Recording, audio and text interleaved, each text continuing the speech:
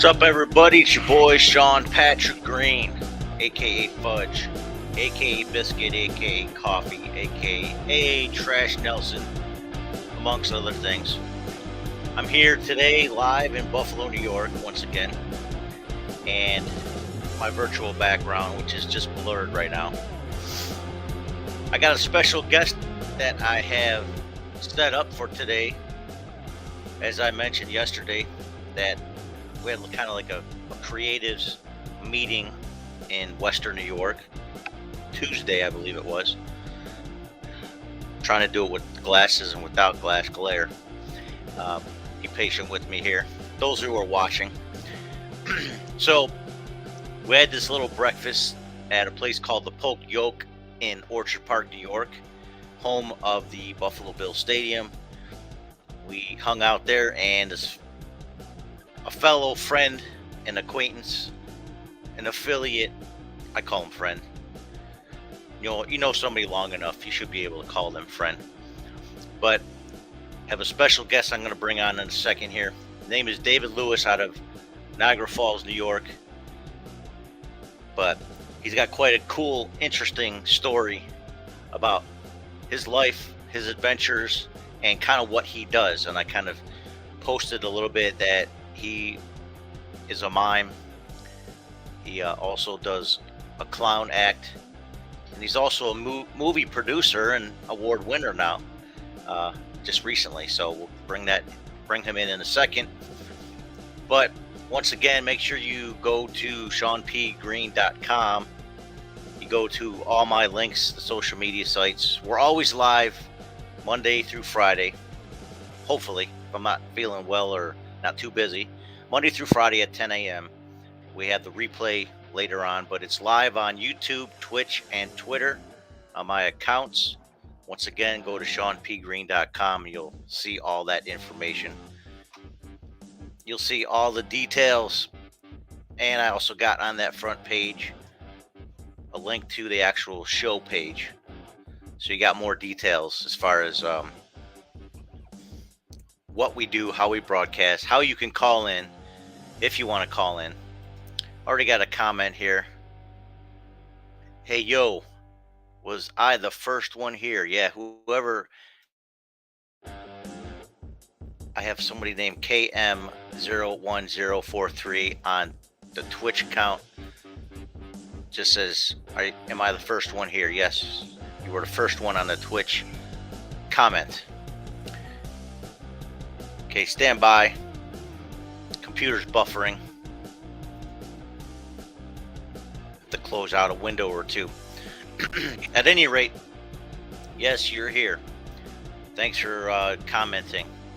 So we got David Lewis on standby. If you're ready for him, holler, hey, oh. I can't even hear you. The only way I can hear you if you call 716-253-1870.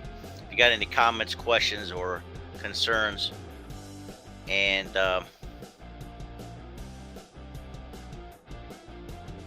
yeah, I appreciate you following me. Thanks for the follow, KM01043. All right, here we go. Thanks for the Twitch listener. I'm bringing on David Lewis. David, I hope we can hear you, and are you ready? I think I'm ready. I hear you. Try to center yourself in the camera a little bit. There you go. I'm working on that, yeah. Perfect, no problem. Hey, Cool. Knocking things over to do it. Cool. I'll bring down this music bed. We want to hear you real plainly, and we just want to thank you for doing this, allowing me to have you on the show. I've had a couple good guests over the last couple. I started this, I relaunched this in February, but I've had some guests on prior to this year, and this is the first time I've been consistent doing it like on a daily basis, Monday through Friday, 10 a.m. Eastern Standard. And I think you're my fifth guest, if I'm not mistaken, at this point, coming on live. So I'm trying to reduce my glass glare here. It's not doing too well. So, but David, how you doing, brother? I'm all right. Yeah. So a brief introduction. I kind of did a little small one, but a brief introduction about who you are and what you do. All right. Well, yeah, my name is David M. Lewis. I am now a film producer. Started off as an actor who never really wanted to direct or produce, but times being what they are, I got into producing, and I'm really enjoying it. It's a lot of fun.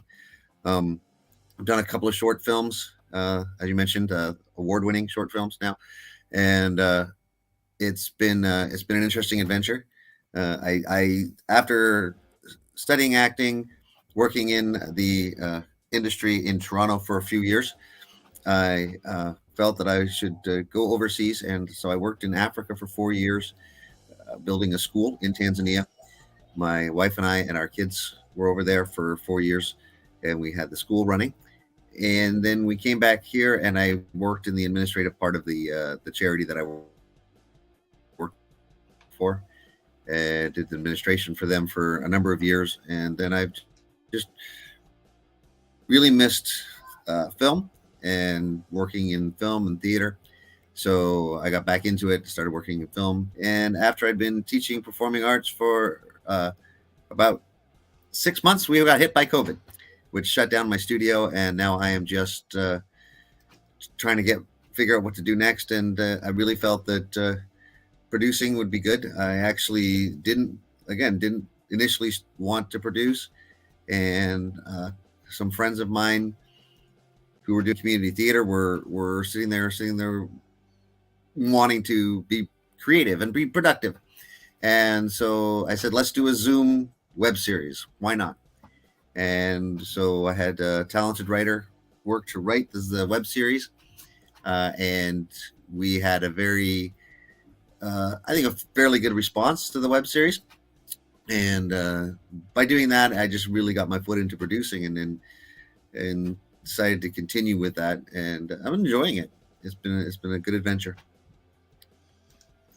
Now, I did mention that, uh, yesterday. I think I mentioned it, but we did have you on one of my projects as well, That's right. and that was right before COVID. Actually, we recorded that. I think it was in January of 2020, and we had Right. no idea up until that point that we would even have this kind of an issue going forward with that kind of. I know I put it out there on May 20th or March 20th. I think that was the actual first day of fully being locked down here in New York State, anyways. Right. So, um, but that's kind of like that was my introduction to you. I didn't know much about you, your background. You mentioned you want to be a part of a project, so you came on, and but the cool thing is, even right after that, I immediately like, okay, we'll talk about that in a second, but you had somebody in the household create face masks, and I went out and purchased one, and but we just been maintaining that affiliation over the last 2 years since you plugged into the that project I did.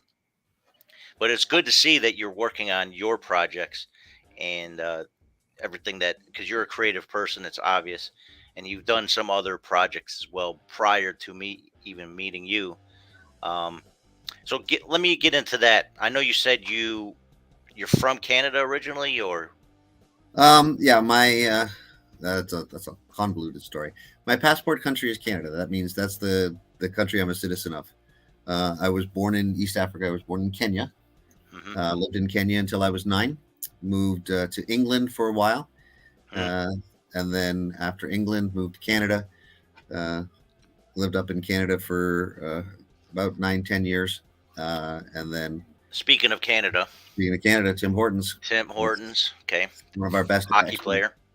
Uh, so we were up in Canada I lived up in Canada for 10 years. Went down to university in Oklahoma. I studied at Oral Roberts University, their drama, television, film department there, and then I met my now wife, and the two of us ended up getting married, and I decided I would get my green card and stick around for a while. So Very cool. What got me here? So basically, were you a considered a what's the word I'm looking for? um, in England, were you a citizen, dual citizen between Kenya Well, and England, or so in England, we were there. I was there as a just as a on a visitor's visa. okay, gotcha.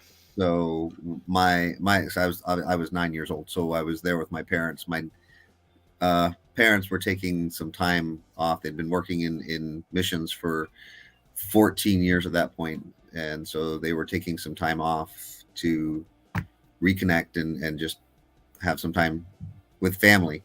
And so we had some time in England to do that. I think we were there for So, about 6 months. So and then was that the same thing as Canada? Were you dual citizen there, or are you just also there on a visa? my parents are Canadian, so I was given Canadian citizenship Gotcha. when I was born. So I was a dual citizen for a while. Hmm. Uh, Canada has a law that says that that you cannot maintain dual citizenship. So you had to pick, or they had a law that said you can't maintain dual citizenship. So I had to select one, Kenyan or Canadian. Well, the obvious one is Canadian for me. Hmm. It's because it's a lot easier for me to travel and everything with a Canadian passport. My on my mother's side, and speaking of my mother, she gives a little shout out. Good morning. This is your number one fan. Thank you, Carol Greene. Carol Greene was born in Quebec, so she is a Canadian herself by birth, and she got her citizenship this past year, I believe it was over a year now, as a U.S. citizen officially now. Okay. So congratulations, mother, for that. Uh, so so part of me has a little Canadian heritage as well, Right. but my father was born and raised here in Western New York, so I'm a Buffalonian through and through. Nothing I can do about that.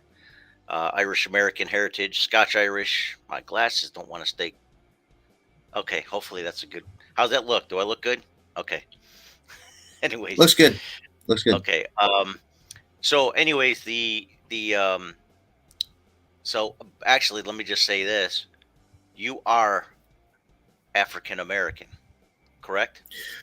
Well, Well, by the African technical Canadian. definition of it, see, yeah, I'm an African who lives here. Uh, the African American community here is a different culture than the Yeah. African community, which is of course that's how it's going to work. So I don't Yep. tell people that I'm African American simply because, except for as a joke, because it is a different culture and a different community, and I Yeah. appreciate their culture. Their culture there is. I laugh because there's a little bit of the African culture that I grew up with and can appreciate in the African American culture. And every once in a while, when we're talking, I was like, "That's an African thing that you're doing right now. That's from your African heritage." And a lot of them just like, "Oh, okay, that's interesting to know." Um, but there's a very definite uh, uh, difference between the African culture and the African American culture, which again is there's a difference Sure. between the Irish American culture and the Irish culture. You can I've Absolutely. been to Ireland, and they're different in Ireland. Absolutely. So, Yeah, so to speak, I don't claim Irish American as much as I'm an American. That's it. you're an American, Simple. right? Right, and I think a lot of that's the same with the African American community. They're Americans, and so it's a good thing to. I'm gonna try to bring up maybe a little clip of that short film that I had you in, so there's a reference. And you did have a speaking line in there, but It the was cut. I directors, know. I yeah, stole my it happens to a lot of us. I mean, even in big projects, I've been my cut from many things too as an oh, actor. But my my my go first ahead. actual union job where I got you know a union voucher for working in film. I was uh, a background performer. I was I can't think of the term for it now. A background performer that had like close-ups and that type of thing. Can't remember the term for it now, but Featured extra, maybe. featured featured extra. I was a Yep. featured extra in a movie called Brain Candy, Kids in the Hall movie. Interesting. And my Kids parents in the went Hall is the comedy troupe in Toronto. comedy troupe out of Canada. Yes. Yep. Mhm. My parents went to see it before I got to see it because it came out in Canada before it came out. I was living in the States when it came out, and my parents could see. They called me and said, "Are you sure you were in this movie?" And I was like, "I'm sure. I worked on it for 3 weeks and I got paid for it." Almost Uh, positive, yeah. every single scene I'm in was cut. Yeah. So you can find them on YouTube, but it's a really grainy shot, so you can't really see me, which is sad because there was some good stuff in there. But it was funny. It was a lot of fun to work with them. But yeah, everything I was in was cut. So I that's was how in it goes. a film that William Fichtner produced with Mhm. Kim Coates. It's called Coldbrook. It was filmed here back in I think 2017 maybe, Okay. and finally was released. But Kim Coates, of course, was part of that biker TV show. Can't even remember what the name of it was. It's really popular too. I didn't watch Yeah. too much of it. But anyways, Kim Coates, popular actor. William Fichtner and him are good friends. William Fichtner is from Cheektowaga originally, Okay. Western New York area, and he now is like the crippled guy that plays the husband on this TV show Mom. But he's Okay. been on a lot of Right. other things. So, Right. anyways, he produced a show or movie. Him and Kim Coates were starring in it as well. And I was in one of the scenes that they filmed in um, the Buffalo History Museum, and I was a guard. And actually, Mhm. see how I am scruffy and all that.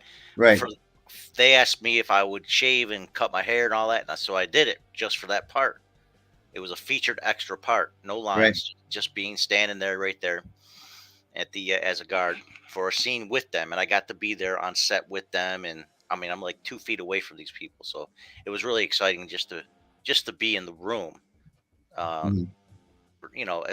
as far as being in the film was even more fun. So the problem was once the film was released, you can't even see the blurred image of me in this thing, Yeah. let alone maybe a close-up shot of me. And I know they got some close-up shots of me, so that was cut. Yeah. Little No, disappointing, I would have to say. it's part of the acting experience is having your best work end up on the cutting room floor, as they But say. uh, just to kind of reiterate, this film that we did, it's Mm. called Absolution, was a short film with a local celebrity who is on AM Buffalo on Mondays with her Recipes for Life. I think that's what it's called. Okay, so Mercedes E. Wilson was in it, Right. and I'm going to show, or we have you in it in the scene Okay. with the group session, but it's on my YouTube channel. You can go to ShawnPGreene.com. You can check it out. Another shout out for my mother. Shout out to a fellow Canadian. Canadian. How about that? And she spelt it right. Great. Canadian. EN, Canadian. as we Quebecois. say AN here in America. Yes. So I'm going to just show the clip real quick while we're sitting here. Yep. Here's the scene. The culprit going into the meeting to check us out, see what we're doing. Mhm. And then I'll stop, show your segment. So how's everybody doing today? Doing all right? Hey, I'm really glad that you guys are here today. Good to see you. So I know everyone's wondering, so I'll just say it. My husband and I started counseling last week, and after a very long conversation, we've decided that our years together are worth. They're worth fighting for, and we both realize that. And if to, I have to be honest though, I'm having trouble fully forgiving. We all struggle with forgiveness.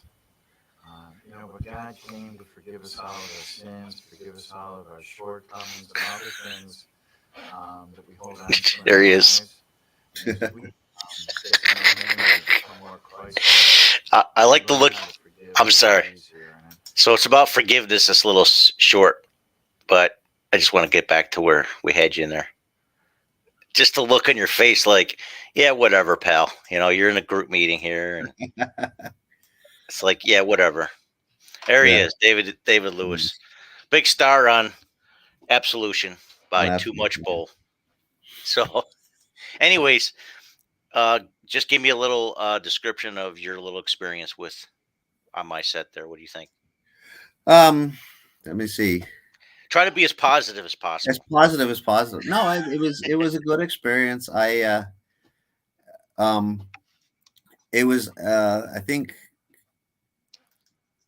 it it was good for me to see because I had never really done much work with an independent film before.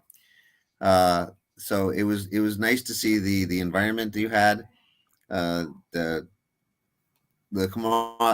camaraderie. How do you pronounce that? Camaraderie between people. Camaraderie, yeah. Camaraderie between people. Everybody was working together to make this work. Um, so this was I think yours was my second independent film that I had done. Um, the first one has never been released, so we won't even talk about that one. Uh, Okay. but this one was a lot. I think a lot. The environment was a lot better in this one. And Well, the whole purpose of that was it was a competition right, for the Christian Worldview Film Festival, and they right. do it like a 48-hour film project type of style event, and they're doing another one coming up, by the way.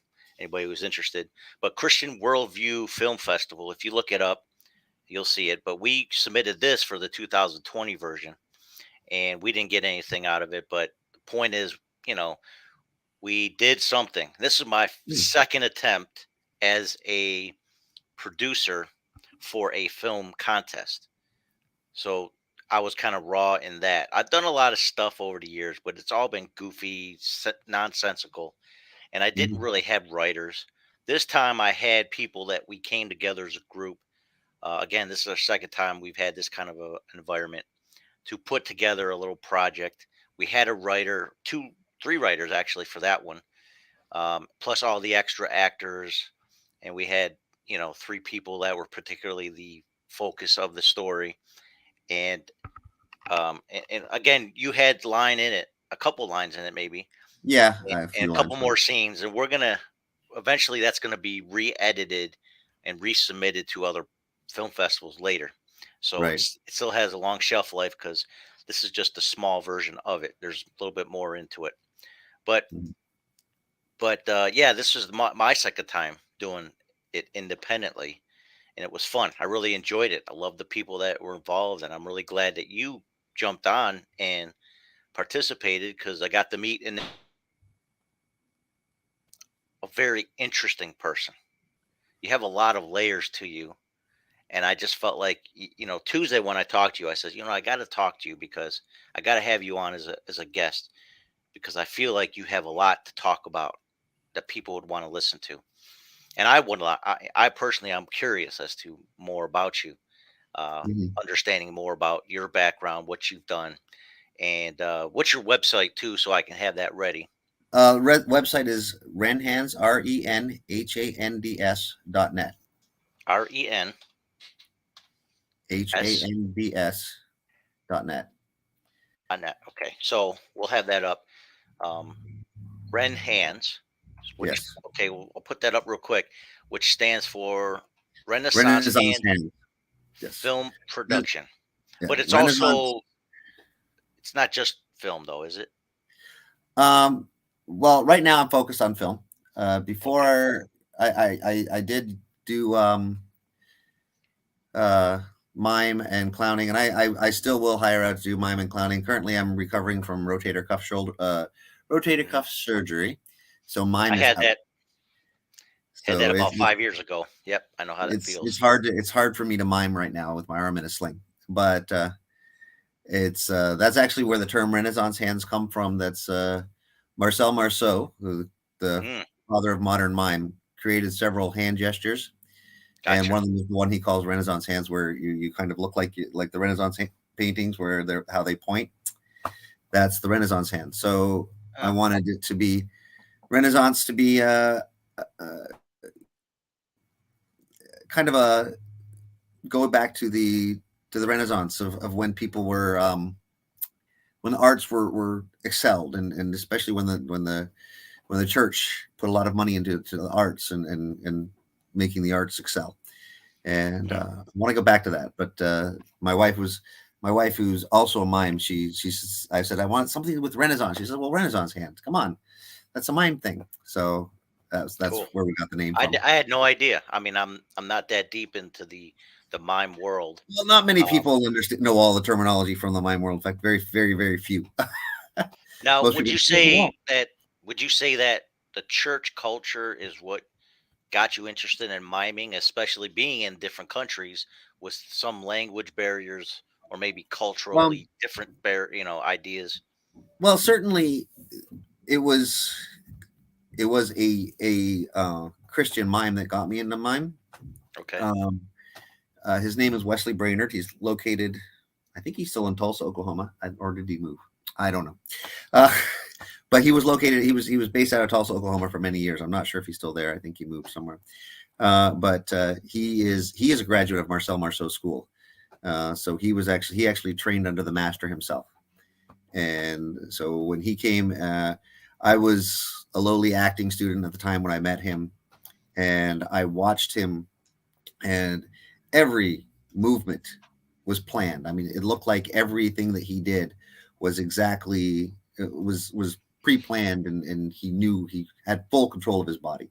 And as an actor, I'm sitting there going, "That's what I want when I'm on stage, or even in film." But it's a lot bigger on stage, right?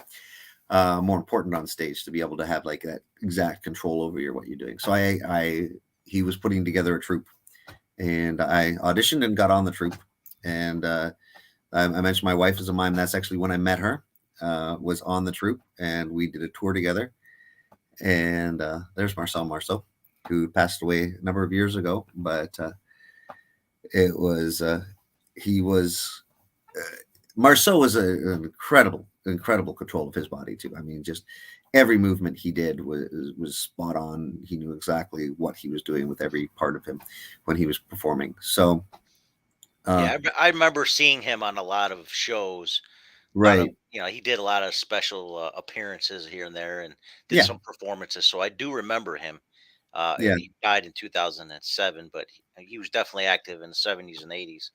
And Oh, I seen right, a lot of what he's done over the years. And here's some of the filmography, even yeah, 1946. Wow. right, To right. 1994, Well, it looks like his last film. just doing silent film was easy for him.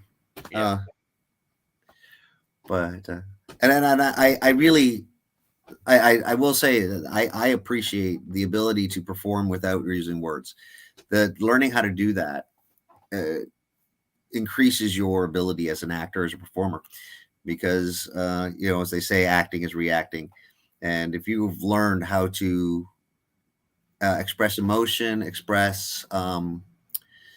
even express a story or anything without the use of words, when you add words to it, it just adds depth to what you're doing.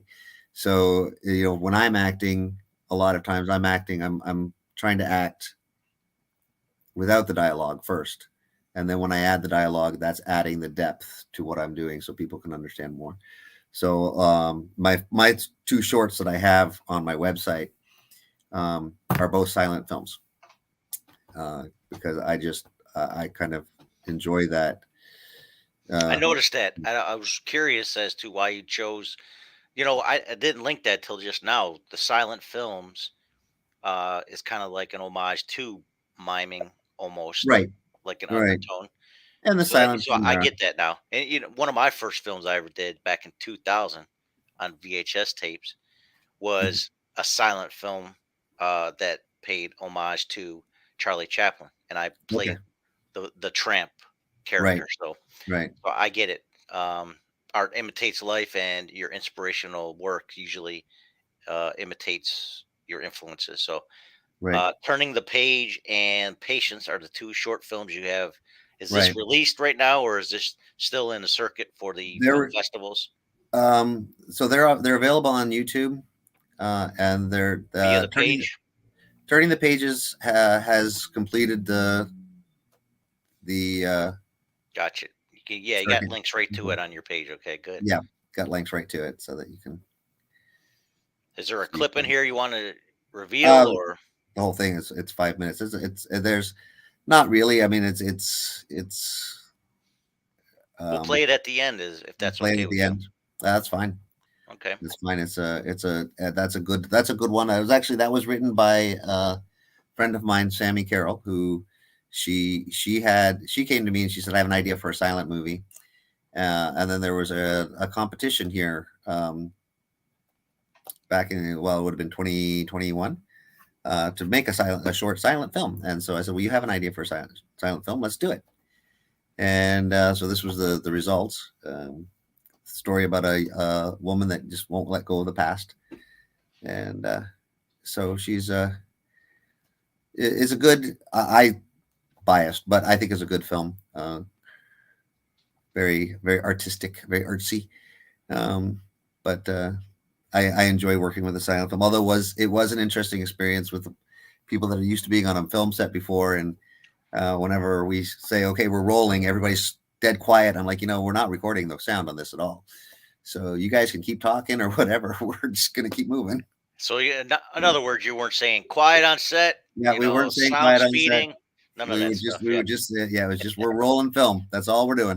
that's great. And it was a good experience, and a lot of fun working with them. Very cool. Yeah, And you so- won awards. I'm looking at even some, on your yes, looks it's like won your awards. title page.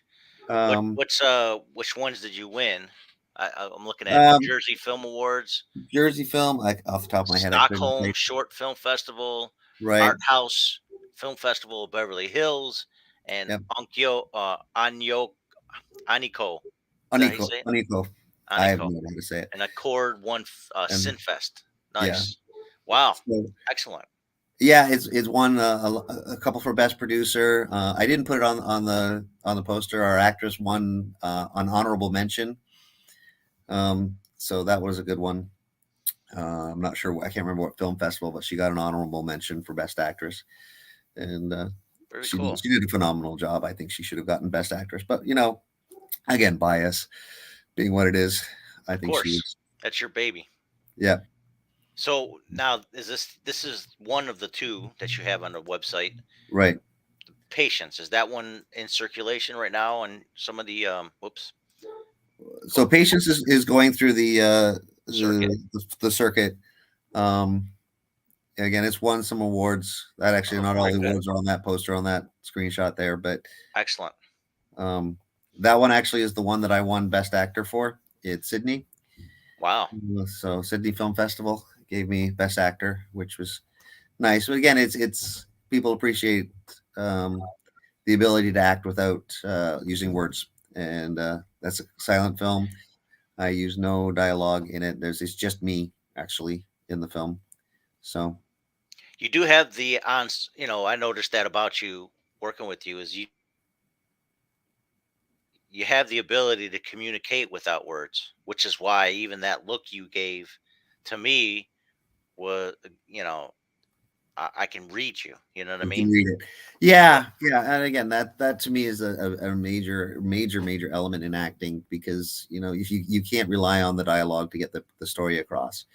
Um, you rely on the acting and the performance and that in order to get the story across. Yeah, your actors definitely are the ones that help move that story along. Yeah. No matter, even if you're kind of crippled in the area of writing, Mm-hmm. you definitely depend on good actors, to help you move not just the story along, but also help make sense of things in the Right. scene, and also give you something to work with in the editing process, because that's another That's true.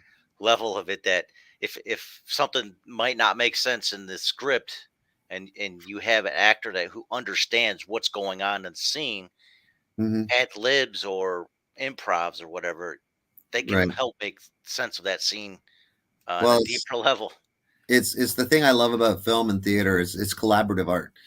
The writer hands it to the producer hands it to the director hands it to the actors, and all of them are working together to create the art.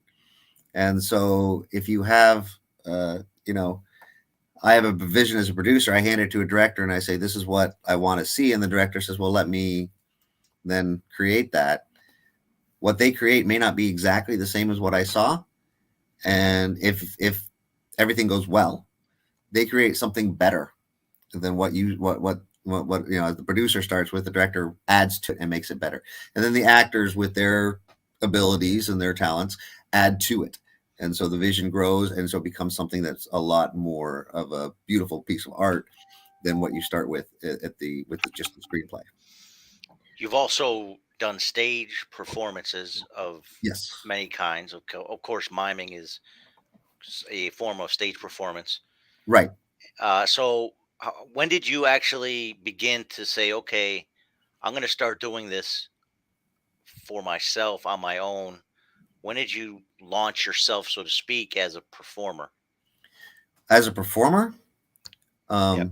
my whole life. Uh, I when I was a child, you know how kids go through the I want to be a Hmm. and Fire firefighter, truck. yeah, whatever they want to be, yeah, I want to be firefighter, a helicopter.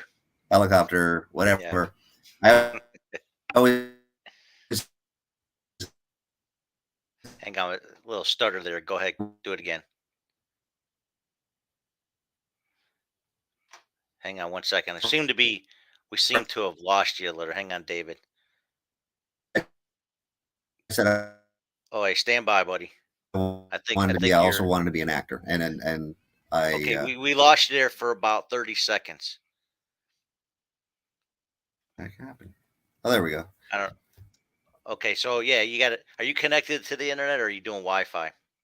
I'm I'm connected. Well, I only have Wi-Fi, um, Gotcha. but let me No see if I problem. can. So All it's right. okay. All right. So we lost you for about 30 seconds there. Yeah. Some. Okay. So what? So So yeah, okay, go ahead. my whole life has been acting, in one way or another. But then I I took that time off, to go to the mission field because I felt that was what God had me to do at the time. And it was a good time for me. It was a learning time for me. I grew, personally and spiritually in that time. Um, I think if I had tried to do what I do now without going overseas and working overseas, I would just get really frustrated really easily. Whereas, I've worked with, I mean, we started a Christian school on a Muslim island in Africa. Hmm. And you want to talk about hitting brick walls, Adversity. adversity. We dealt with a lot of adversity. And so now when, I come across adversity now, I deal with it differently than I would have before I had gone. Right. And you just kind of like, well, that's to be expected. We just deal with it.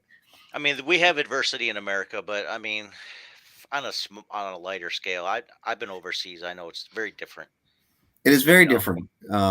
just depends on We your environment, obviously, but for the yeah, most part, overall, America is pretty tame adversity wise versus many other countries around the world. yes, I really, yeah, and I think most of the adversity I experience here is more personal than it is like on a grander scale. Um, but yeah, I know we have a good thing going here in, in America, and we really, it's not as bad as it is in other parts of the world.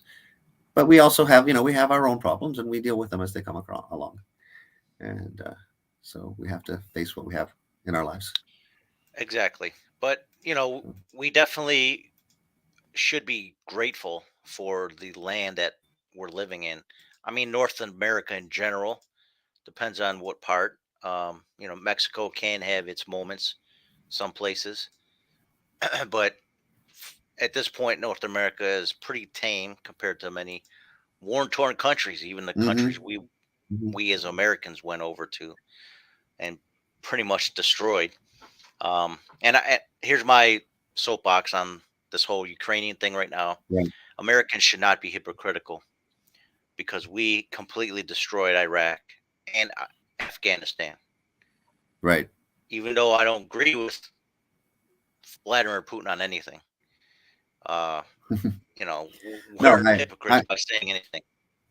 I understand that, and I mean the thing is, the Ukrainian government is corrupt as well, so they're not Yep. completely innocent, and I don't think again I don't think one country should invade another without just cause. Right. I think um, World War Yeah, I think II invasions were justified going into it was a Germany, but it was a political move for sure, but it right. was kind of like, you know, he don't want to be punked out by this other smaller country than his. Yeah, yeah. So it's you're getting into that. Neither country is completely innocent, but then it's what Russia is doing is not right.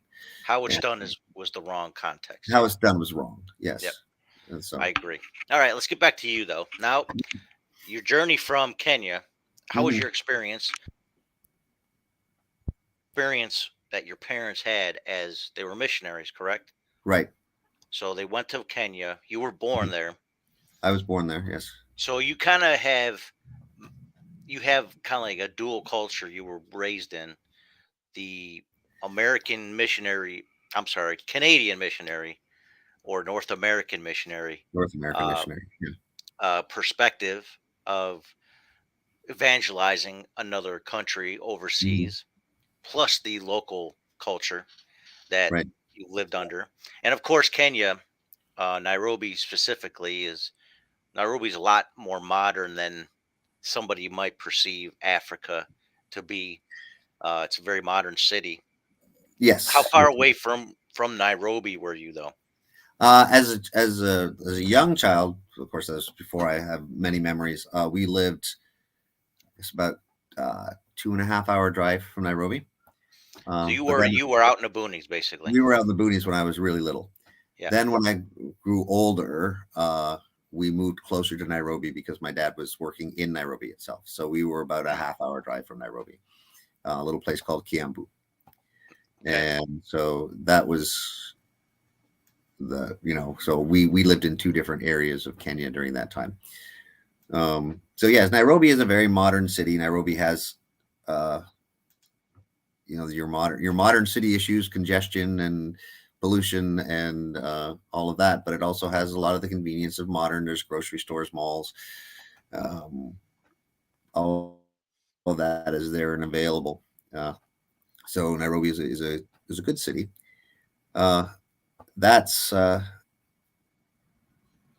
so, but for my parents, they were, uh, or sorry, for me, growing up there. There's a term they have for kids that are children of missionaries or diplomats, which is a third culture kid. Hmm. Basically, we don't fit in fully into the culture from our home country. Hmm. We don't fit fully into the culture from our host country, or for me, Kenya is where I was born, but that's still my host country because I'm Canadian, and so we don't fit fully into those cultures, but we do learn to adapt. A lot of third culture kids will be able to adapt and actually can put ourselves into whatever culture we're in and learn very quickly how to, okay, what are the cultural cues we need to pick up on. um you know that's Adapt. go ahead. You can adapt to cultures a lot more fluently than say somebody who's in one culture or one environment their whole life. Right. And they don't, I don't joke, but I did say a comment back when I was younger that okay, we traveled a little bit, went to Florida and back, but I've never been outside of my country other than Fort Erie or Niagara, Right. Canada, Ontario, or Toronto, and that was about it when I was younger. Hmm. But I realized I joined the Navy. I was out overseas for 4 years, different places, mostly Asia. Came back home, and I realized you can tell looking at somebody's eyes, like okay, their limited perspective on life Hmm. based on some people that never really left their neighborhood, or never left their backyard. That was like my quote but they barely have experienced other cultures. And Right. I'm not talking about like the Buffalo Bills versus the Cleveland Browns No. fan Yeah. base. Yeah. Okay, that's not the same thing. Right. Those are different cultures, maybe in the city wise, but it's still football. I'm talking Right. about international, cultural, religious differences. Right. A lot of people don't experience that, and I was blessed to have experienced that prior to 25 years old. Like that's something I think everybody that who's an American, especially, or anybody in the Western world, needs to experience outside of their regions something different because they're missing out on perspective. They're missing out on not just their own perspective of things, but other people's perspective of your world. What they might think about where you came from and what you are. Yeah. So, how do you feel about that? Like, I know you went from Kenya even to England. England's Hmm. perspective is very different. Hmm. Yeah. We actually had a I got somebody calling me. Sorry. no, you call something. Nope. Go ahead. I don't answer phone calls unless Okay. it's a caller. All right. Go ahead. So we had it was an interesting for me going to England. I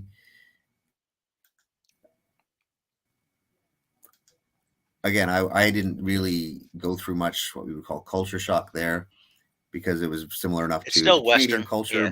but so I had some of that. It's yeah. It's It's still still Western. Westernized. Um, But still, yeah. even the proximity of Europe to England versus Right. us, there's Right. still a lot of cultural There's a lot of things you cultural learn differences, because different things England's you a learn. hub. Right. Right. And so that was an interesting that the thing that I've one story that I love to tell from that time is we lived on a small farm in Yorkshire that we had, um, the owner of the farm kept sheep there, but he didn't live there, so the house was empty. So we uh, we stayed in the farmhouse, and the shepherd one day came up to talk to my dad, and the shepherd had never left really the little village they were in. We were in Yorkshire, which is so the capital of Yorkshire is York, and he traveled to York and back. So that's about I'd say about 30 miles from his house and back home. That's all he'd ever. That's the furthest he'd traveled. So when he met us, and he's sitting there, here's people from Canada who'd gone to Africa and now staying in England. He couldn't understand why we would do that. And for us, we were sitting there, we're like, how can you live not having traveled more than 30 miles? So it's kind of an interesting juxtaposition between the two people that met that, one can't fathom traveling around the world. The other one can't fathom not going anywhere further than 30 miles. I mean, he'd never even been to London. That the furthest he had been York his whole life. And so to me, I couldn't understand that, how you could live not being able to see other places. So Exactly. So, like I said, I came back from military with that same idea, understanding like, wow, I couldn't fathom, and I haven't been outside of North America since I've been back, mm, but I always have a desire to. And I have a friend of mine that says, "Hey, you need to do a missions trip," yeah, all that stuff. I'm like, maybe someday. I just it wasn't in the cards for me just yet. right, Uh, so maybe my latter years, maybe mm, that's what right, I'll end up doing. But yeah, still, having that perspective, kind of like yeah, um, your relatability to certain people, you'll know the difference. Like I can talk to about different foreign issues based on right, your feet were on those grounds. You know what I mean? You can right, understand things differently right, versus like when I was in high school, I did poorly in social studies. I was very bad in it because I was a kinetic learner. I had to be hands on with things. And you could talk to me about Buddhism and India all day or Mozambique. in a book all day and I just can't relate to it. I didn't understand it, and Right. I just had no interest in it. It Mhm. wasn't until I went overseas where I wanted to know more about all these cultures. Right. So it definitely changes your idea and your mind about what they're trying to teach you on this land, which Mhm. I feel like in the 70s and the 80s, American, or at least New York State education, felt more like an indoctrination of being a American patriot. Being It seemed American. it Yeah. seemed very much self centralized Yeah. towards the Which, American perspective. yeah. So I did, yeah, because in my schooling, I went to a school in Kenya for grade 1 to 4 that was run by Mennonites out of America, and so it was that was one experience, and then I went to Canada and I did Canadian school, and I was like, this is very different perspective on everything, you know, history and all that. Now, of course, in Kenya in the school there, we learned Kenyan history as well as American history, and so that was an interesting as well, a different perspective. And then going to Canada and learning history from a Canadian perspective or social studies from a Canadian's perspective is different than learning it from an American's perspective. And I think that's going to be true around the Wherever, world. You yeah, know, wherever wherever you go, you're it's learning, going to yeah. be it's going to be an ethnocentric education. Um, I do think in high school they attempted to give a little bit more perspective, but right. we didn't have the woke culture we have today, No, where that's true. they're actually trying to change history, which is Right. weird to me. Right. But I understand having more perspective, but not changing history to Yeah, give I think we a need new to. perspective. I think we need to have it, and we need to understand the. I think it's important that we understand the bad things that have happened in history. Yeah, They say learn from history or you're doomed to repeat it. And we need to do that. We need to learn from history. We need to know the bad things that did happen and understand they were bad. And we need to ensure that doesn't happen again. Um, yep. no, that's important. So if anybody wants to be on the call while they're watching, you can call me 716-253-1870 if you got a question for David. Like I said, David, Mr. Lewis here, is got a wealth of information, and if you need to pick his brain while he's on the call, if you can have a chance. And I also gave, if you do have any questions post show, if you're watching this later, on ShawnPGreene.com or the various platforms, YouTube, Twitch, and Twitter, and I'll be sharing it on our Facebook page as well. You can email him um, anytime if you got Right. questions about anything he's done. So that's David at renhands.net. Right. Renhands.net is the website that he runs with his two shorts there. Mhm. So now transitioning from London back to Canada first before you came to the US. Yeah. Okay, so how was that transition?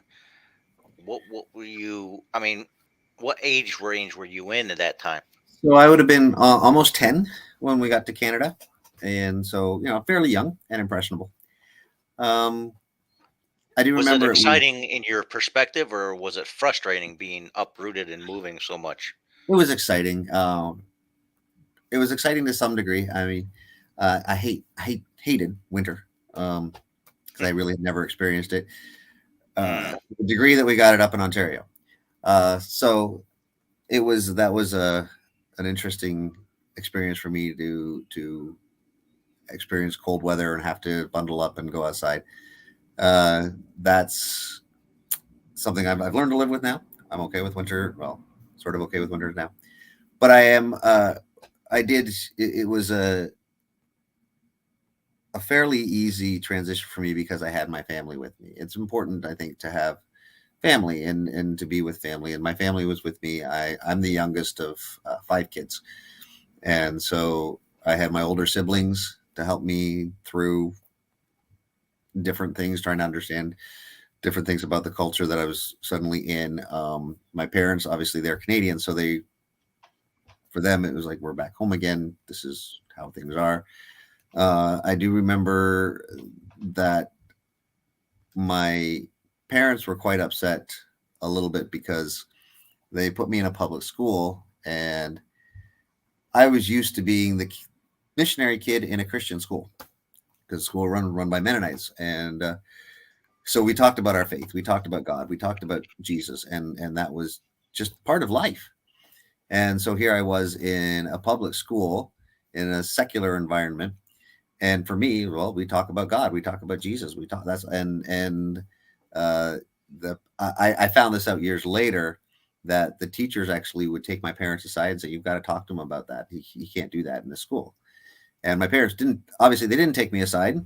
Not until years later did they tell me that this is what was going on. So I'll give That's them funny. credit for that. But that was. But I think, as looking back, I think that did affect the relationship I had with my teachers to some degree, because they were wary of me because I was so outspoken about what I believed, and so that was Well, you didn't know any different to didn't be know any ashamed different. of it. Right? Exactly. So Exactly. that to me that makes sense. And I was in the same boat similarly. I was in a private school basically up until 8th grade here in Western New York. Center Road Baptist was my kindergarten and first grade, and uh, Harvester's Christian School at the time up until from grades 2 through 8, and I was the Right. last of that troop to ever go to that school. Hmm. And I went from, mind you, from 4th grade to 8th grade, the only person in my grade, to going to Allendale Junior in West Seneca, a public school, Right. to having over 280 students in my grade. Big culture shock for me, and That's a big change. the same concept. Being vocal with your Christianity doesn't translate well in public school. Right. No, it doesn't, and then they don't necessarily appreciate it as much as they should. Uh, Yeah, they don't get it. They just don't get it. Why don't they get it, right. man? Why people don't understand the greatness of Jesus Christ, the Son of the Living God? Why don't they get it? Yeah. I get it. No, Why can't you I get know. it? I know. There's That's kind so of, such animosity towards that Jesus guy. I don't understand. yeah. Yeah, and that's a lot of what a lot of what we I, dealt with. And, it's just humanity in general is skeptical of humans that mhm. run religious institutions, makes it Right. worse. Right. But the Bible does say they hated you because they hated me, and that's Oh, the true. exactly That's true. for the true Exactly true. believers. Yes. So, anyways, talk about. You said you were part of the Mennonites. Is that still something that you're affiliated with, or Well, the school was run by the Mennonites. okay? So I went. Interestingly, when I went back in Canada, like, my parents tried to find a private school for me too, because of the difficulties they were having with my teachers. So I ended up going to high school at Rockaway Mennonite Collegiate in Kitchener, Ontario, Hmm. and that's it was a I think there were 300 students in the entire high school.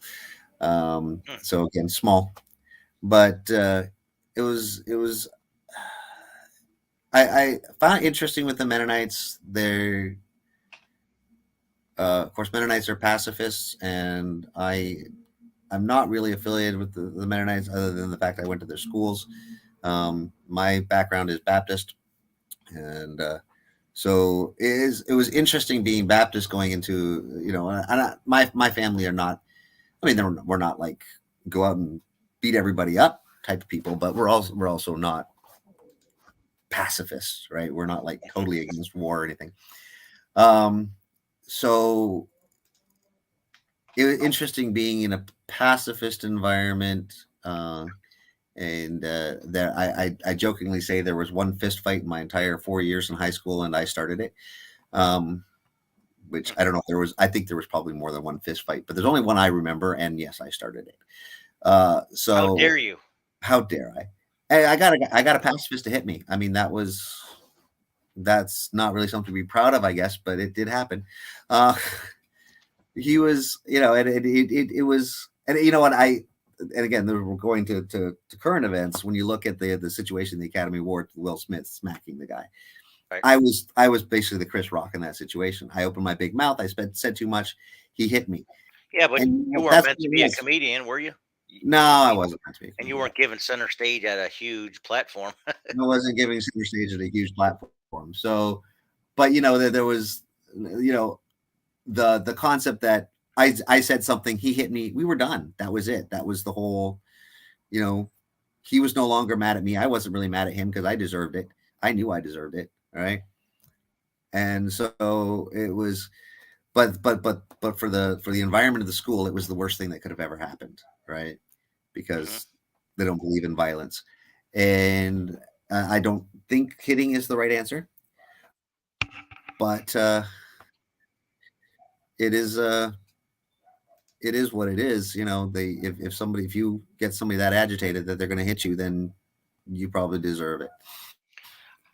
But I then did something if myself you to. have the attitude, I did something to because I was new. People didn't know me, and some people really had to the point where they hated me. mhm, I had to do something right, to show that I am not a pushover. Not that I'm right, an aggressive person or a violent person, but I basically staged two fights in school to show people I would fight if somebody started with me right, as a demonstration. right, That was my right, so, and they were behind it. The two people that fought with me were behind it. I said, "Hey, let's just right, stage a fight, man. You know, let's do it. All yeah, right, let's go." yeah, So we did it, and I did that to demonstrate. Okay, if somebody does want to start with me, I'm not going to back down. That I'm a fighter too, yeah, not just a yeah, weak, geeky Christian guy that walks around with sweater vests like Doug, you know, the cartoon. Because I did right, have right, right, a nerdy appeal when I first started going to school. Uh, mhm, you know, I wasn't culturally relevant. Let's put it that way at that time. yes, yeah, So, but yeah, sometimes you know by necessity, you know, you do something to kind of prove that you're not a pushover. Because some people will hmm, take advantage of a kindness, you know, this is true. especially teenagers. Yes, So, yeah. so how did you overcome going through, you know, your teen years basically to transitioning as an adult? What was the defining moment of what you wanted to do as a career, as you know, as a entertainment? You know, what was it that said, okay, I'm going to do this from now on? I don't think I'm there yet. No, You're still I'm growing up. I got you. still growing up, still reaching out. Like I said, if you told me in 2019 that I would be producing by 2022, I would have laughed in your face. You know, so I'm still seeking what I can do and where I can grow. Um, but it is and I think we should always be looking for growth and doing new things. Sure. Like I said, I when I was in college, I really felt God was saying to go overseas. I actually became ordained. I'm an ordained Southern Baptist pastor. Oh, what time? And What year was that? what year did I become ordained? Let's see, my ordination's up there. 2001, I think it was. Oh, So I became ordained. congratulations. Hmm? Congratulations. 21 Thank years you. later. Yeah. Yeah. I became ordained. Worked in the ministry in Warsaw, Missouri, for a while, and then that I used to tell God, growing up in the mission field, I didn't want to go back to the mission field, so I told God, if you want me to go back to missions, you have to call me to Hawaii, Ah, and you know, joke, but God has a sense of humor. And one day, as I was going through some information from the mission organization that my dad had gone with, I was getting their newsletters, and they were saying we need people in Zanzibar in East Africa. I was like, well, East Africa, I know. Let me look at Zanzibar, and I was looking it up. And if you look at Zanzibar, it looks like Hawaii: palm trees, white sand beaches, gorgeous. It is nicknamed, now I find out this years later, it's nicknamed the Hawaii for Europe. It's where Europeans go because hmm. Hawaii is too far away, so they go to Zanzibar. And it is a beautiful island, gorgeous.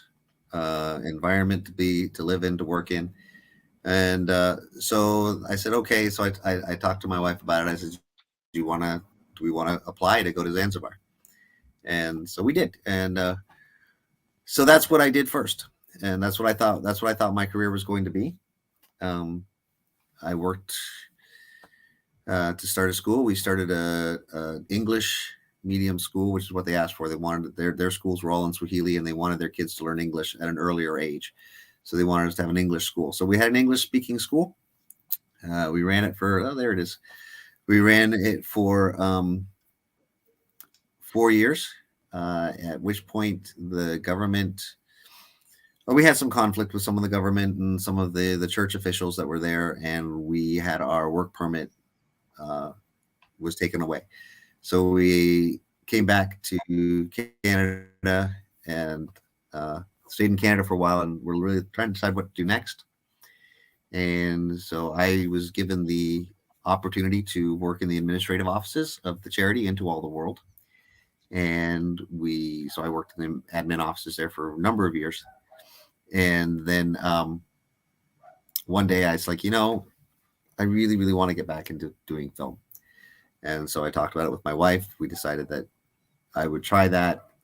We unfortunately got to a place where her job pays most of the bills. So it's because, when you get into acting and filmmaking, it doesn't pay the bills until you can Till you got the name. Yeah. Yeah, you got the name. So The good thing is, though, you're in a region that is growing quickly in yes. film. Yes. So Western New York is booming. We got uh, sound studios already expanding to the fourth Yep. sound studio just down the road from me. Okay. Yeah. Production studios, administrative offices now for film. I mean, the Right. Buffalo Niagara Film Commission is huge Yes. as far as bringing film here in Western New York. So Yeah. so Yeah. that's No, the good thing is you have it's a good thing. a future, I believe. I hope so. But yeah, it's growing, and it's good to see that it's growing.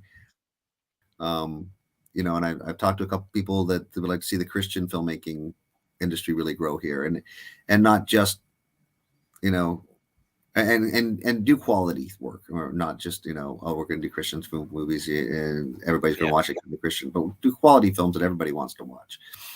And Well, that's one of the reasons why I have the Great Lakes Christian Film Festival, was to bring Christian films and filmmakers here and right. to encourage them to use this as their backdrop for their projects, but Mhm. also just draw attention to the fact that I'm a filmmaker, and once given the budget, we're going to be bringing these people in this region on some projects that I'm going to be a part of. So Right. um, I talked to Sam Sorbo, Kevin Sorbo's wife, Right. but she wants me to raise $2 million to bring her and her production team to make a film here. I'm like, okay, let's see what Well, I got in my bank account. Or like Kevin Hart would say, way my bank account set up. Um, you know, yeah. Yeah. in other Well, words, it's not it's it's not really there just yet, but that's what we're looking for. if we could get the people together, we could probably do it. It's just We will. I, Well, see, I'm we're in the right position. We're networked with the right people who are yeah, making moves on yeah, the non faith based side, right, but they're still willing to bring faith based projects here as well, because not everybody wants horror and gore right. and Well, I thrillers don't that. know. That's been why there's a lot of horror and that going on in this area right now, horror Yep, films, and I'm that's not my not my genre either. genre. So No. hoping to see more. I mean, even if they're not faith based, the one other great thing is I know there's a lot of those Family friendly is another. Christmas specials term. are really good here because we get the snow and it's pretty Yep. it's pretty reliable. So Christmas specials are always good to shoot here. That's How's your time, by the way? I should probably be heading out pretty soon. I got Okay. to get down to All see right. what's We going won't on take for up any dinner. more of your time. But So, transitioning from being a performer and now also a producer. mhm. So, you have two films under your belt. You kind of feel like, okay, I think I could do this thing now. And Yeah. now you got another project that you're working on now, correct? Right. It's my first feature. It's a shorter feature. I mean, according to the rules of times, I would consider it a short because it's less than an hour. But over 45 minutes, they say, oh, we have to call that a feature now. Hmm. So it's going to run about. I think it's going to run about 55 minutes all told.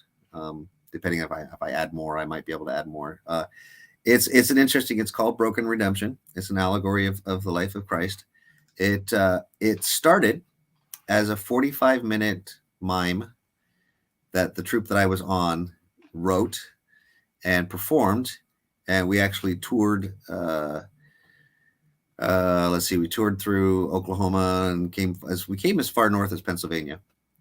I know that because my parents drove down to see it in Pennsylvania from Canada. It's cast. I've got my cast listed there. We have our first table read is on the 9th, or our table read is on the 9th. And I'm trying to get scheduling and all that. I'm trying to crowdfund it. So on my website, there's a place to go to donate. If you want to donate to this film, it will be obviously now that I've made it into a film instead of being a mime. There's dialogue. It'll be my first talkie. But It's been a while since somebody's called them talkies, but I know what you're saying. yeah, you know what I mean. So, but it's we've gone from I've gone from doing silent films. Now I want to do this. So I took the 45-minute mime that we created back in, it would have been 97, 97, 98. That we created, and then I wrote this film. I actually originally wrote the film back in 2002, 2003, just because I had the idea and I really wanted to go with it. And then I looked at the script that I had and said, "There's no way I can do that on the budget that I want to that I have."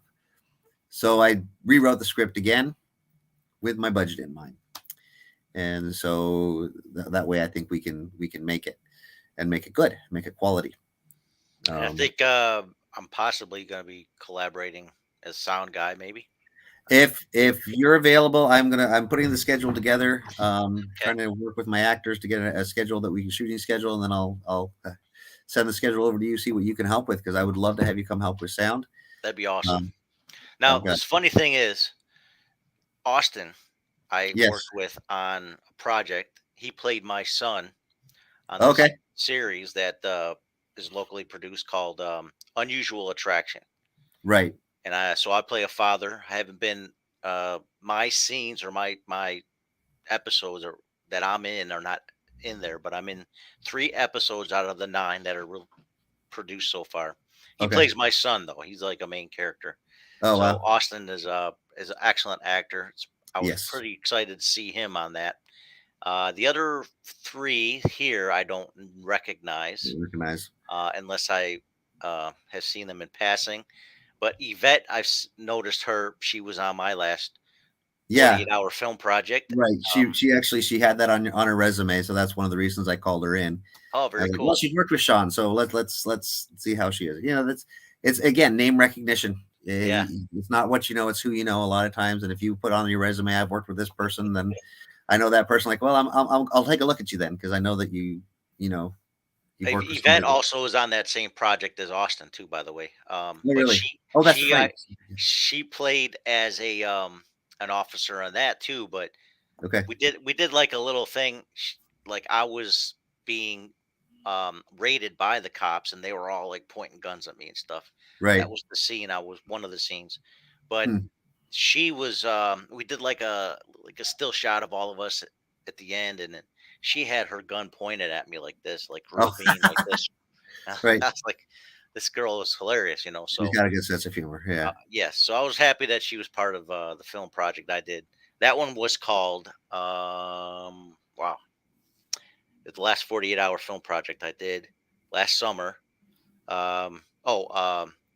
Keep It Clean, and it Keep it was like clean. a volleyball tournament Yes. between the women's ministry of a church. So, Hmm. and she was a part of that scene. So, anyways, really excited to see these 2 actors that I've worked with a part of your project. So, if I'm on site doing I have experience with working with with these working with people them. already, so I'm Yes. excited about that. Let's see. My mom to David, continued success and blessings for your future career. Thank you. Shout out. My mom is my number one fan, as Right. she As mentioned. you mentioned. Yeah.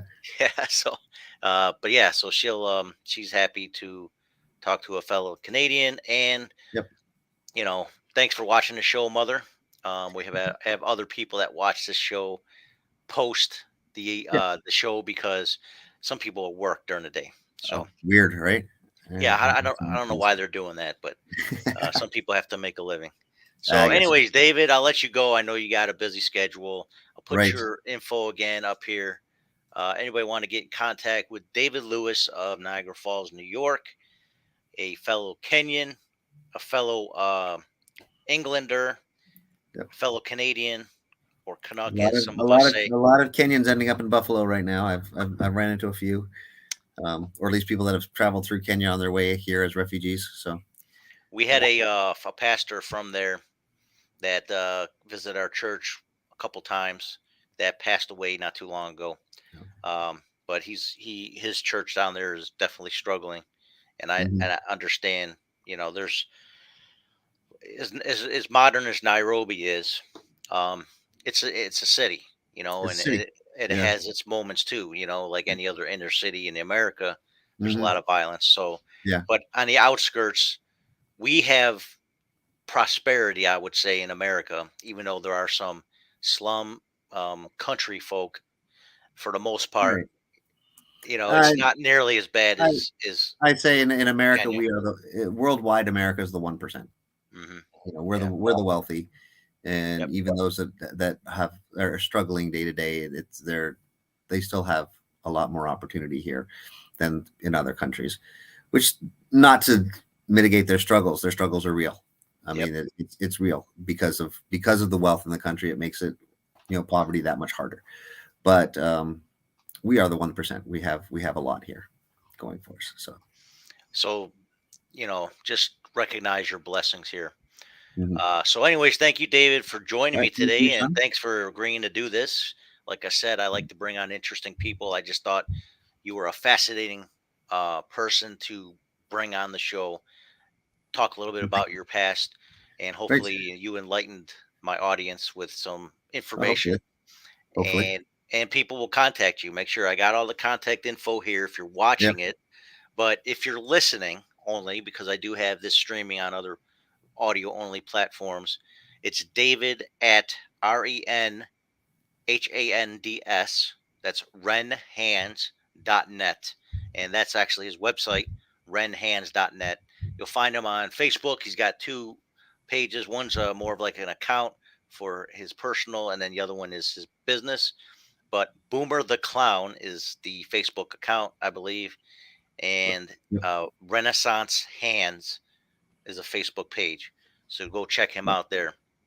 Right. And anything in closing, any conclusion or whatever you want to, No, it was your message. really good to be able to be here.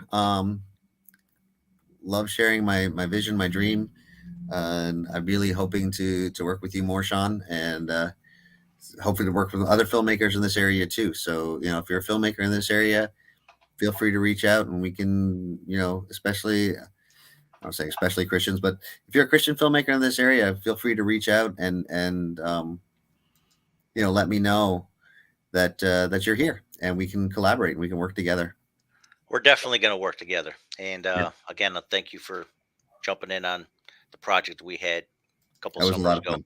It was a lot of So, fun. maybe this summer I'll do another 48-hour film project.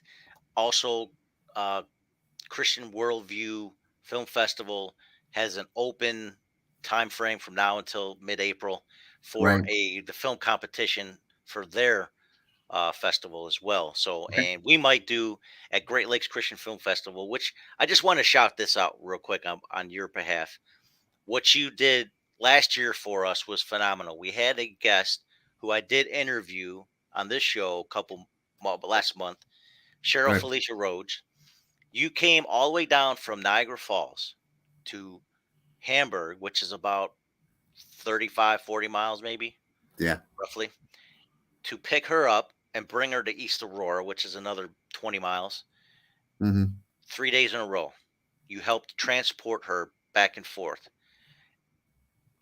It was a good time though. Great time to talk to Cheryl, and she's just a wonderful person. And I can't thank you enough though for your service for helping us do that. Had it not been for you, it would not have relieved that stress of making sure she right, gets back and forth. You yeah, know, Uber is one thing, but she was reluctant on Uber.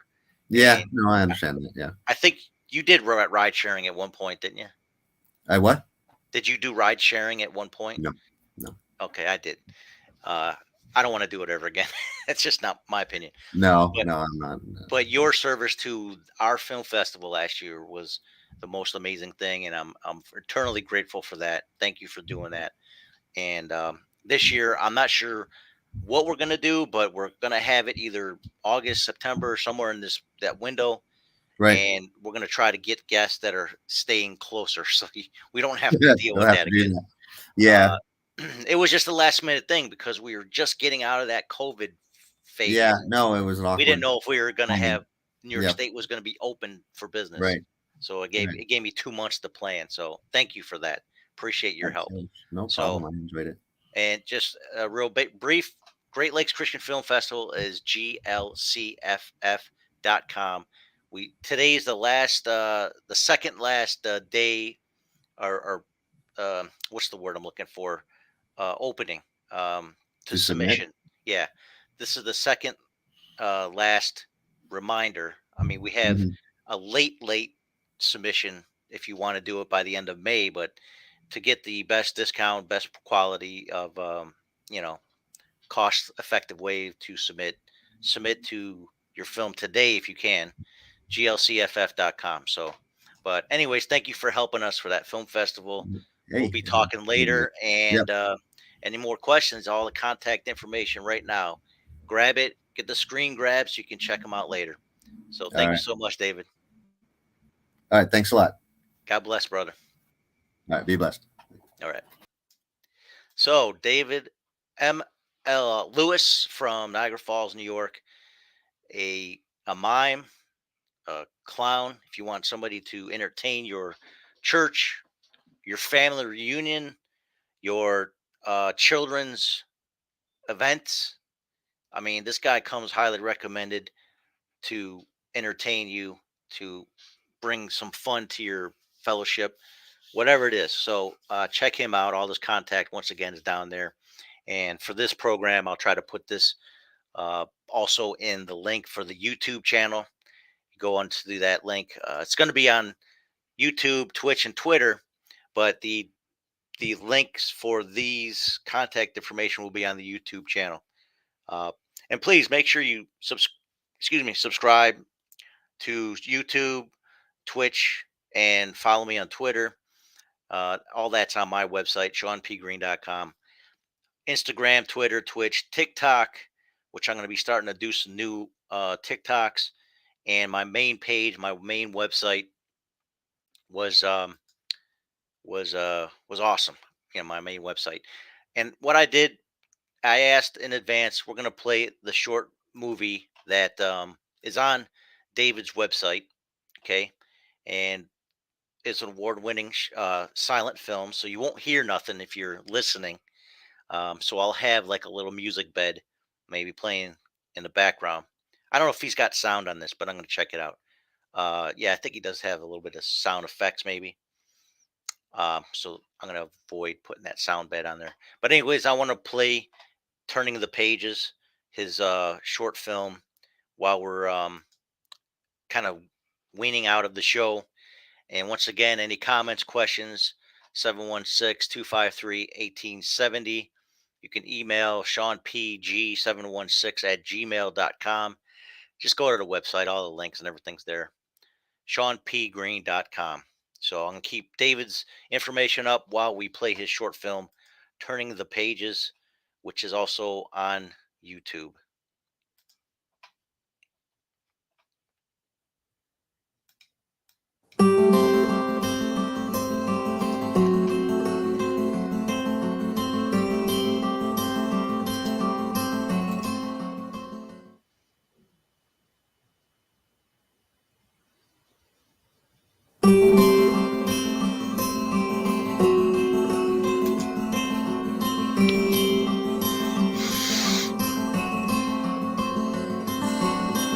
Our colony,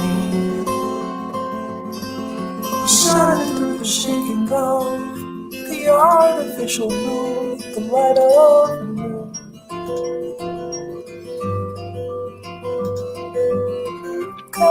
Ragged glass, kaleidoscope of soapy film, refracts the rays and past the blades of grass. Recite the words that you were told. Oh,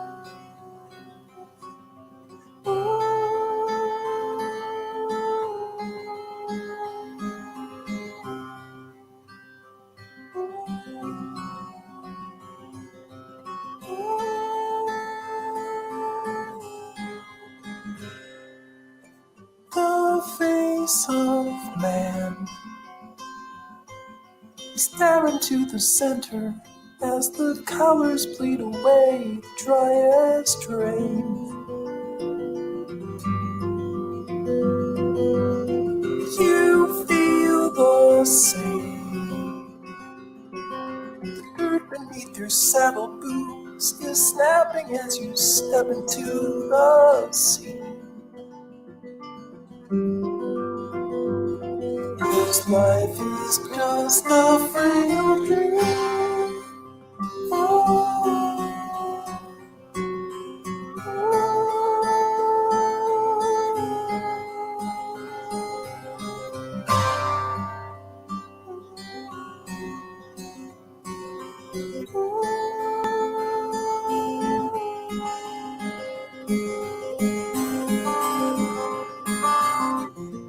don't you ever worry about those dizzy spells you feel.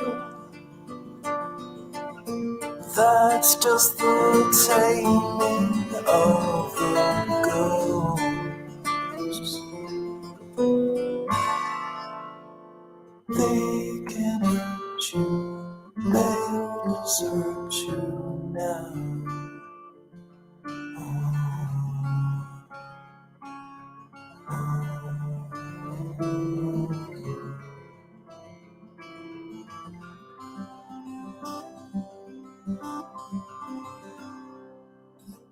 Make up your arms. The final day is here. You feel the ringing in your ears now disappear.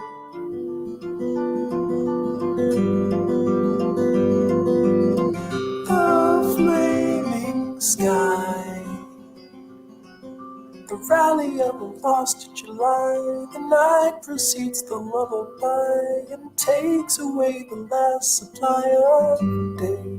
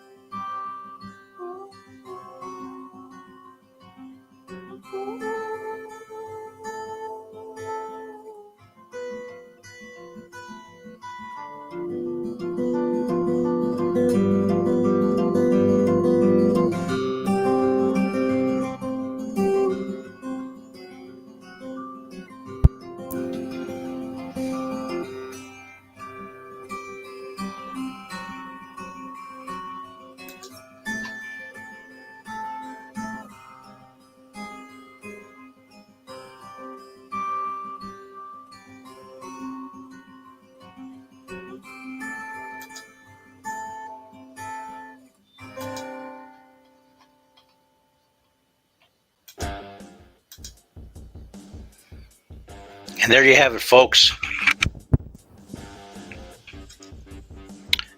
There you have it, folks. Great, a new edition of my show. Thank you, David Lewis, for joining me on the show today. We had a great conversation. Some commentary, but it was mostly about you, and I'm really grateful. Anybody who's watching this right now at this end of the show, go back. You got to watch this show. You got to listen to David's story and his perspective on life in general and his background. He's got great information to give you. So check him out. All his contact information is right here. And I'm going to post this also on the Facebook page and on the YouTube. Go to YouTube right now. You'll see the links below. So check it out. All right, Shawn P. Greene, thanks for watching. Thanks for listening. And go to ShawnPGreene.com. And tomorrow, quick announcement.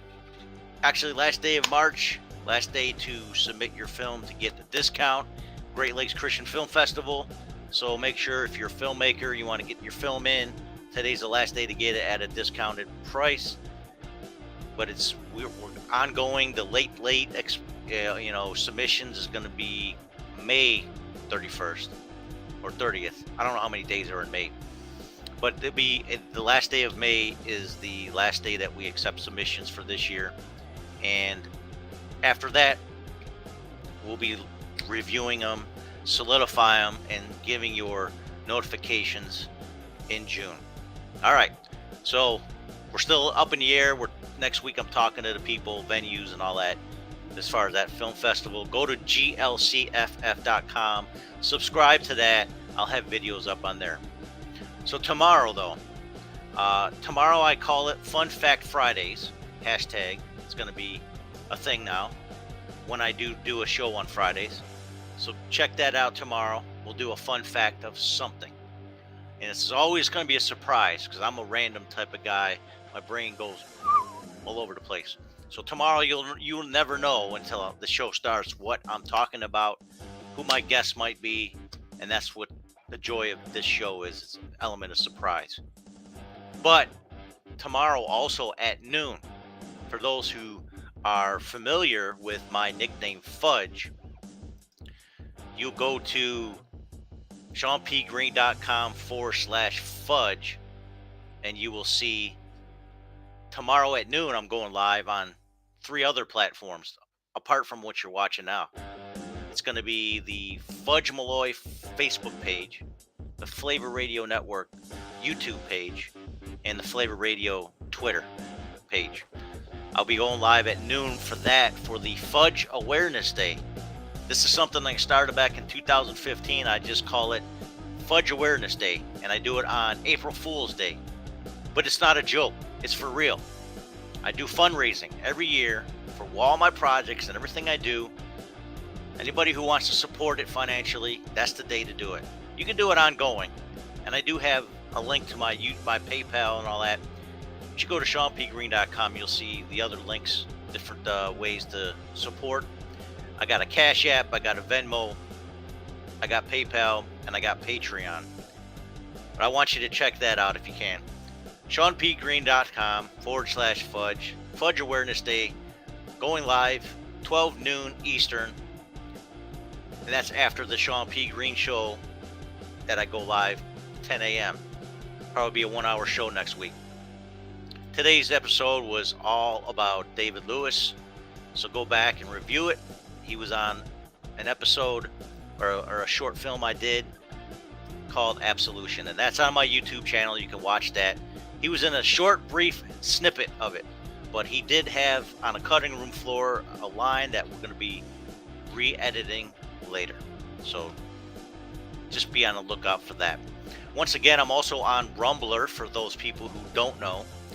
And that is a delayed, like it goes on the next day after I publish the live here. It goes on my Rumbler account the next day, and you can watch that the next day after there if you want to watch it on that, because sometimes a show will be canceled. You know what I mean? You see a lot of people on YouTube, they'll get canceled, so be mindful of that. All right, thank you for listening. Thank you for watching. ShawnPGreene.com, Twitch, Twitter, and YouTube live Monday through Friday, 10 a.m. Eastern. And go to the Facebook page if you want to get all the details. Thank you so much for watching, listening. I'm your host. Keep it locked.